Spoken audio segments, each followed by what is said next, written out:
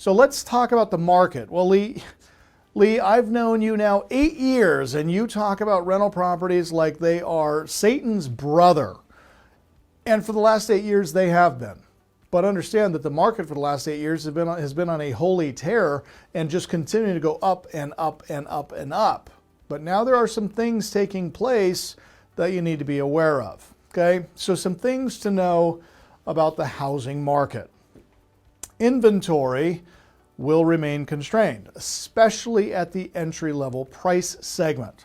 Now, mortgage rates are likely to bump up to 5% or more by the end of the year, and we're watching very closely what the Feds are doing, but they are proposing another 1.5%. That's 0.5% increases in both June, July, and August. By the time we get to September, we could be seeing rates at 5.5% to 7% interest, which is going to make it even more challenging for the lower segment of buyers to be able to afford housing. Tight inventory and mortgage rates will eventually lead to dropping sales, and that's what we're going to see.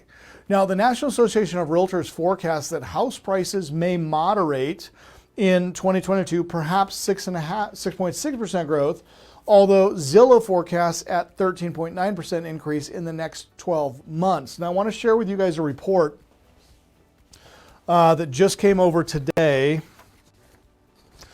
and this is coming from Movement Mortgage. So this is a blog from Movement Mortgage and their staff. It says this: the frenzy of home buying over the last 2 years appears to have reached its breaking point. Overall, mortgage demand is at its lowest level since 2018. According to the Mortgage Bankers Association, with refinance activity down 70% year over year. Now, I want to make sure we all heard that number. Refinance activity is down 70% from this point in time last year. Now, the Mortgage Bankers Association, or the MBA's data, shows that purchase applications are down 17%. Now, it's important you guys hear this side of it, because if you look at the Q1 report related to real estate, it's still showing that the market is robust. They go on to say this: the main headwind for buyers is rising interest rates. Since the beginning of 2022, rates have risen 155 basis points. That's 1.55% over the prime rate, hitting 5.1% on average for a 30-year fixed rate loan, according to Freddie Mac's latest data, as Freddie Mac's economists say.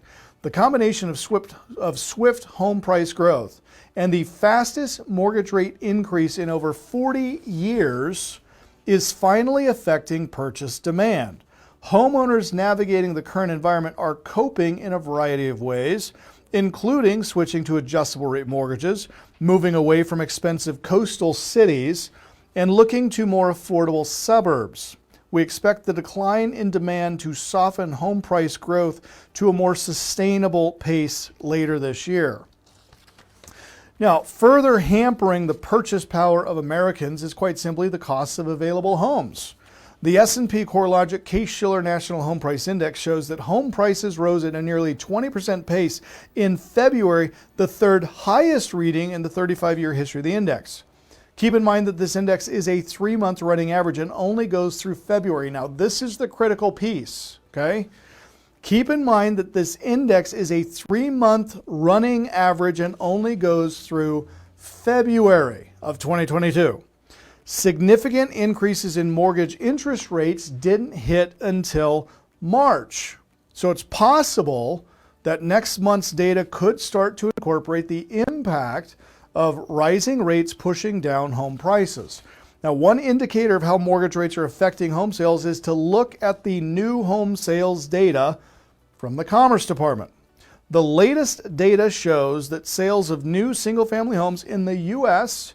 dropped by 8.6% month over month in March.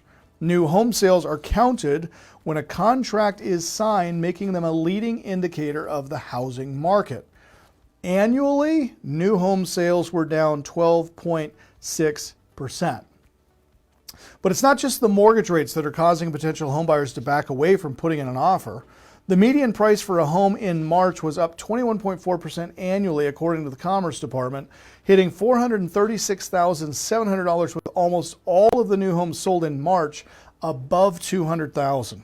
Furthermore, most of the inventory available is still under construction or yet to be started. The Commerce Department's data shows that more than 65% of the inventory is still under construction, with nearly 26% yet to be built. With demand seemingly cooling off, interest rates potentially hitting a plateau, and home prices hopefully slowing down, it's possible we could start to see some stabilization in the housing market. The Federal Open Market Committee meets May 3 and 4 and is expected to raise the federal fund rate by at least 0.5 point. So this is coming up the end of the week. Thursday, Friday is when the Federal Open Market Committee is meeting, May 3 and 4. If they raise it another 0.5 point, guys, this is going to be, it's literally going to come to a screeching halt for the housing market. While that is already baked into what we are seeing economically today, it will be critical to hear the language used by Federal Reserve Chair Jerome Powell in setting the tone for the rest of 2022. Okay? So pay very close attention what's going to be happening at the end of this week. Now, why should you care? Because bad news doesn't come all at once. You can see the rumblings of it that are occurring months in advance. Now, unfortunately for me, I did not look at any of this trending data. I didn't read reports like this back in 2006 and 2007 and 2008, and I probably should have. Because for those that were reading this stuff, a lot of them were predicting what happened in 2008 and 9. Now, just so we're clear, I am not predicting doomsday, all right? I'm not predicting another recessionary downturn like we experienced in 9 and 10. Those indicators are not even close to where we are presently. Where we are presently is a housing market that has too little inventory, too many interested buyers, and rates that have been historically low. So it created this perfect tsunami storm of people coming in and entering the housing market wanting to buy. But we've reached critical mass, meaning that Feds had to increase the rates to slow down or pump the brakes on the buying just to get pricing under control. So what we are going to experience when rates rise is the market is going to cool off, which is exactly the reason the Feds are raising the rates in the first place. They're trying to get the market to slow down. But they pump the brakes by raising rates, and the market goes into this crazy furied frenzy of the sky is falling. People start freaking out, and you're about to start seeing newspaper headlines and Twitter reports and all of this bad press about the market is declining, sales down 21% last week, same year last week this year. And it's just going to get worse and worse and worse. Now, this is going to get into the minds of both the buyer and the seller, as well as the agents that are representing these sides, and you're going to begin to see subsequent dropping in price. Okay? Days on market will elongate, number of days of inventory will increase, and prices will fall. Why do you care? A desperate seller is a motivated seller who's willing to do creative anything to get the property gone. Okay, days on market elongating, somebody needs to get this thing sold, they bought another house somewhere else, they're now serving 2 mortgage payments, they need to dump this one or lose that one. They start dropping prices dramatically. They start doing seller financed offers. They start doing lease with options with people.